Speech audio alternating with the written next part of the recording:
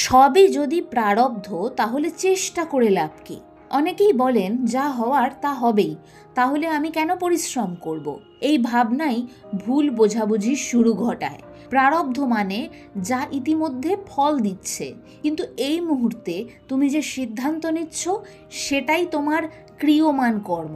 শ্রী শ্রী রাম ঠাকুর মানুষকে নিষ্ক্রিয় হতে বলেননি, তিনি বলেছেন সমর্পণ মানে আলস্য নয়, সমর্পণ মানে অহংকারহীন প্রচেষ্টা। গীতায় স্পষ্ট বলা হয়েছে কর্ম ছাড়া কেউ থাকতে পারে না, কিন্তু ফলের মালিকানা ছেড়ে দাও। তুমি চেষ্টা করবে, কিন্তু ফলের ভার মাথায় নিয়ে নয়। প্রারব্ধ হলো অতীতের হিসেব, বর্তমান প্রচেষ্টা হলো ভবিষ্যতের বীজ। আজ তুমি কিভাবে প্রতিক্রিয়া দিচ্ছ সেখানেই তোমার স্বাধীনতা। প্রারব্ধ তোমার পরিস্থিতি ঠিক করে, কিন্তু তোমার চেষ্টা ঠিক করে তোমার আগামীকাল।